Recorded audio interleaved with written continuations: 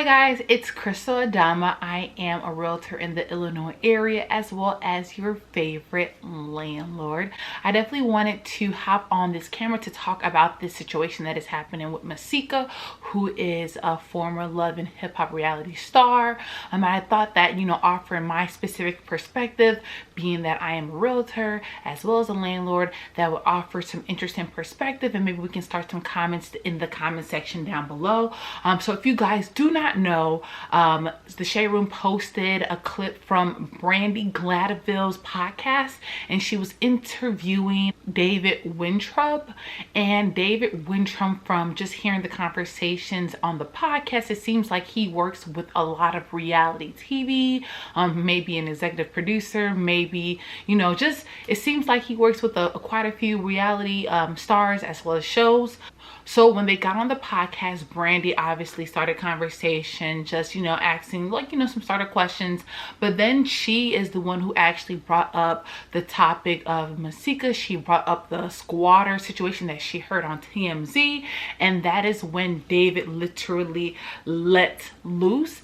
And I just basically going to explain what he said. So essentially on the podcast, what he said to Brandy is that he was initially selling his house to Masika, but due to COVID, her financing failed due to COVID. So since he had like a cordial relationship with her, since they were cool and friends, he was like, you know what, let me just be a good person and just lease it to her while she's trying to buy it. So they didn't really go into depth on the terms of, was she supposed to just lease it until she decides to move out, or is she planning on just leasing it and to own it, like kind of a rent to own situation. So they never really talked in depth on the terms of that lease agreement. But in my mind, I'm thinking that more than likely they wanted to have a lease so that she can own it, because that was the initial plan for her to own it in the beginning. But essentially, because of, and I think the home was in Calabasas, they didn't really say, but since the Calabasas moratorium, basically she stopped paying her rent. So if you guys do not know what that is, that county where that home is located, they put a moratorium, basically saying that no evictions can be filed or processed until November. So essentially landlords have to wait until November to actually start the filing and evictions. Now the thing about that is, the whole concept between that is to obviously give a little bit of leeway or give a little bit of assistance to renters. So if anything happens, you may lose your job or it may fall behind a certain month, that you're able to have a couple of months to catch up. But sometimes when people don't have really good intentions, they really take advantage of the system. And that is what David was saying to Brandy on the podcast. So essentially what David was saying was that she was not paying her rent. She is behind $75,000 in rent. That he couldn't sell the house, he couldn't rent the house because she was squatting. She refused to leave, she refused to give access to the building, so he couldn't sell it, he couldn't rent it out for profit. So he basically was saying that she was holding that home hostage. Now I really wanted to make a video because I was reading through the comments and everybody was saying oh my god, he's doing this for attention, he's doing too much, what is he doing, he's racist. And I listened to this clip twice.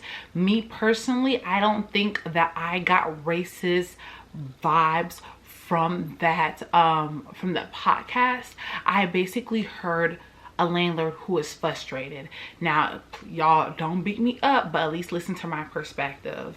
So the thing about this is that if somebody owes you $75,000 in past rent, you're not going to be speaking about them in the best light. Think about it. If somebody owes you guys $10, y'all about ready to curse somebody out, go off on somebody, and ready to just cause drama.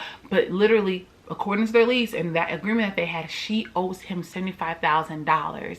And it's one thing that, let's say if she fell on hard times and couldn't pay her rent, but the thing about it is that he said that she was on Instagram flossing, he was on Instagram flexing, showing off her purses, traveling, money, doing all this extra stuff on social media, but you can't pay your rent. And I know you guys, if maybe you have not experienced it, but maybe a family member has experienced it, where you loan somebody money money, but then the next minute they're traveling. And it's like, how do you have money to travel, but you don't have money to pay your rent? So you see what I'm saying? So I really understood what this landlord was saying, was like, yo, like literally, I decided to go into a lease agreement with you because of the relationship that we had. I could have just, when your financing failed, which that's a lot of financing failed during COVID, there were some realtors and some like prospective buyers that were able to hold on to their financing during COVID, but some people's financing did fail. So hers failed.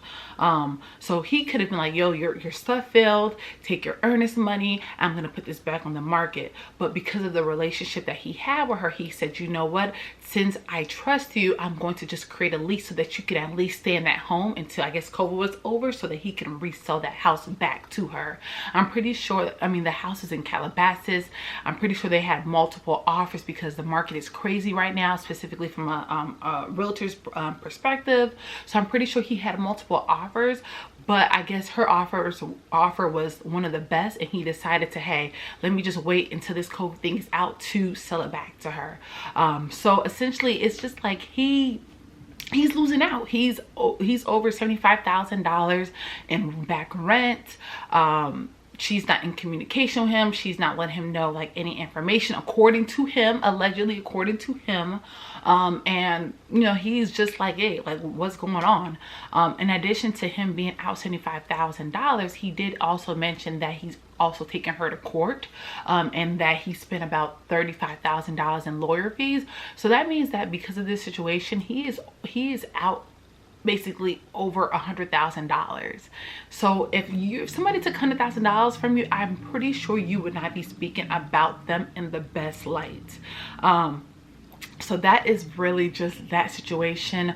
I know also in the podcast what he mentioned, and mind you, this is all alleged. I'm just going based off what he said, and maybe she'll talk about her perspective, and I'll also come on the camera and tell you what I think from her perspective. But he said that she stole things that came with the house. So essentially when you are renting, you know, there may be a washer and dryer, there may be cameras, there may be like security systems, and he's alleging that she stole that from his property. So not only does she owe him $75,000 in back rent, not only did he have to pay $35,000 for lawyer fees, but she also took things from the house. So meaning like he's out of so much money, and that is why he is, you know, just basically speaking his truth on the podcast. Now I do have to say that there are some things that I don't agree with him saying, just because like you're a landlord, I don't think you should go there. Like he did mention the influence of like what her daughter would turn out to be because of her influence.